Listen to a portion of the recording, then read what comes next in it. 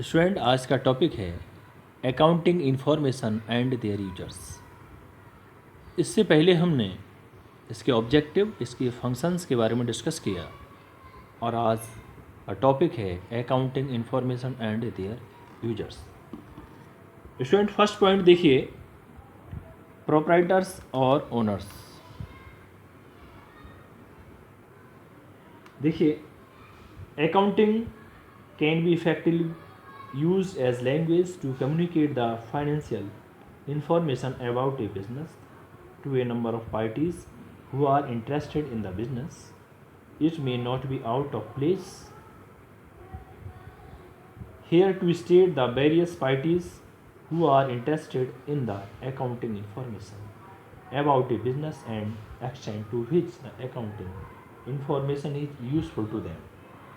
Various parties are interested in the accounting information about a business are. Parties business के बारे में information जानने के लिए कौन कौन सी पार्टीज़ इंटरेस्टेड होती हैं, इसका मेन मतलब ये है जैसे कि आपके प्रोप्राइटर्स और ओनर्स यानी कि मालिक, आपका मैनेजमेंट, आपके prospective investors, employees, to creditors, to government creditors, to government, to banks और जनरल पब्लिक। ये पार्टीज़ बिजनेस के बारे में इंफॉर्मेशन जानना चाहते हैं, जैसे कि owners. The owners of a business who are invested capital are naturally interested in knowing the return they would get on their capital. They would be interested in knowing the financial stability of their business, which is an index of the safety of their capital. They would also like to know the usefulness of the management to concern. To know all these details, the shareholders or owners are interested in the accounting information. Student, जो owners हैं जिन्होंने अपना fund लगाया है business में, वो ये जानना चाहते हैं कि बिजनेस की पोजीशन क्या है, अप की तरफ है या डाउन की तरफ है, और बिजनेस के बारे में फाइनेंशियल स्टेबिलिटी क्या है। नेक्स्ट नंबर 2 आता है management. Further, management needs a lot of information for efficiently running of the business. All such information are provided by the accounting which fulfills the following objective. Management भी ये जानना चाहता है कि बिजनेस की position क्या है, क्योंकि उसे हेल्पफुल किस चीज़ के लिए होगा, प्लानिंग के लिए, डिसीजन मेकिंग के लिए और एक टूल फॉर कंट्रोल, इसके लिए। Number first, helpful in planning क्या है? Management would like to know whether the sales are increasing और decreasing and also the speed of increase in the cost of production.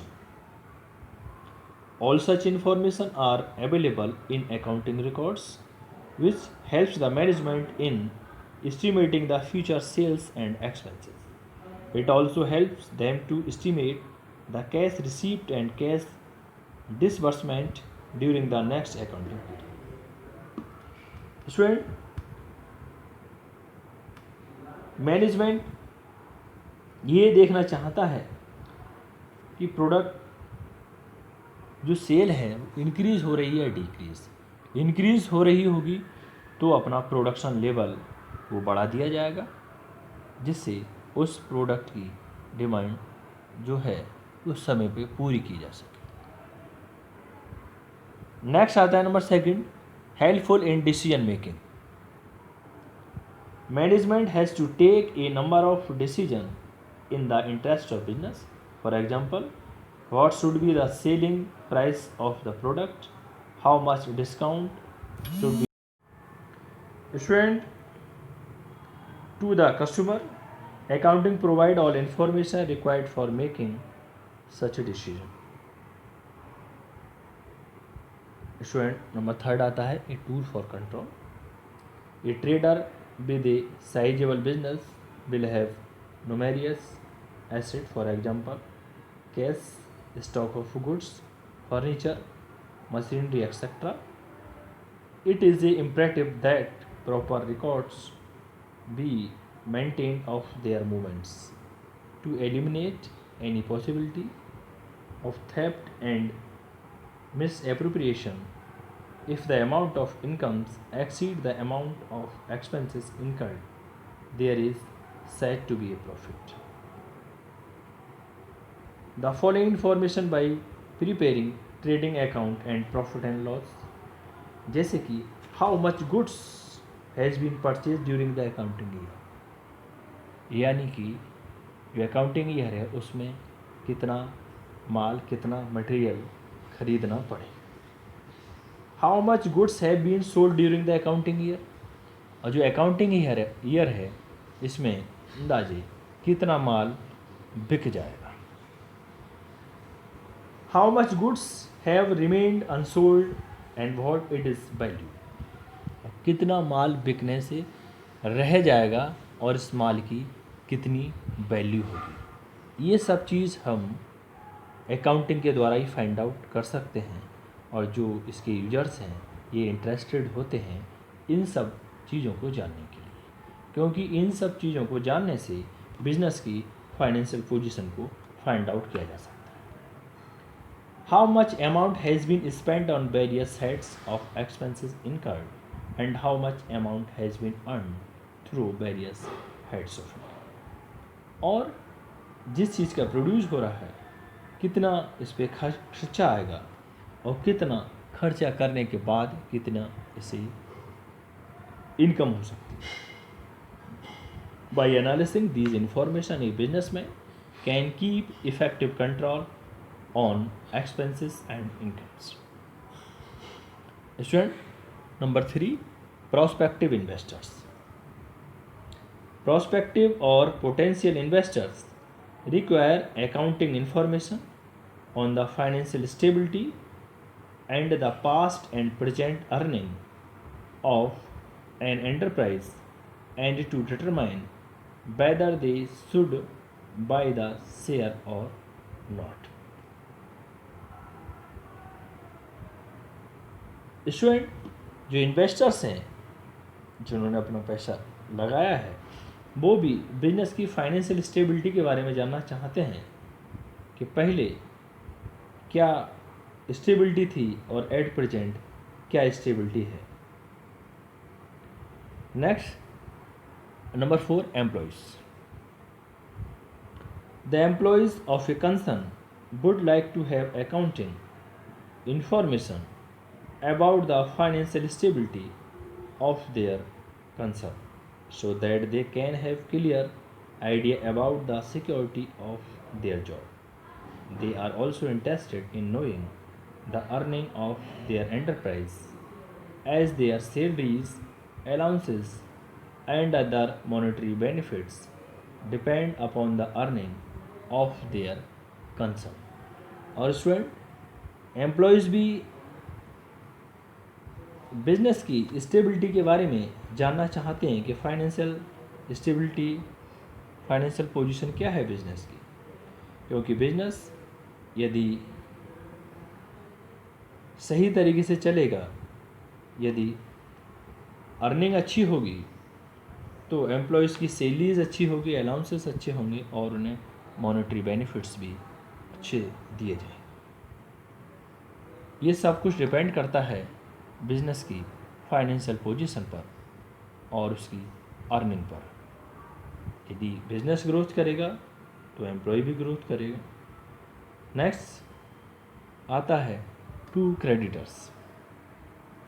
Creditors are person who have extended credit to the business.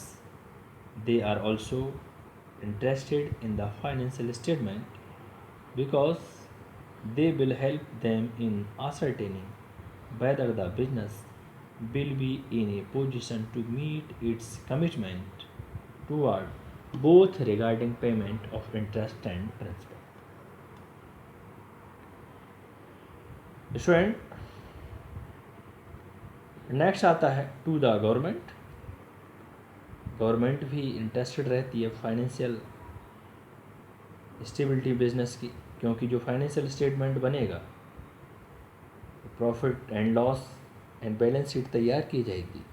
यदि income अच्छी होगी तो government को source of income क्या है? Tax. तो tax भी ज़्यादा जाएगा।